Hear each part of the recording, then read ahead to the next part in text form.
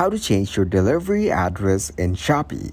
Hello everyone. In this video, I will show you how to change your delivery address in Shopee.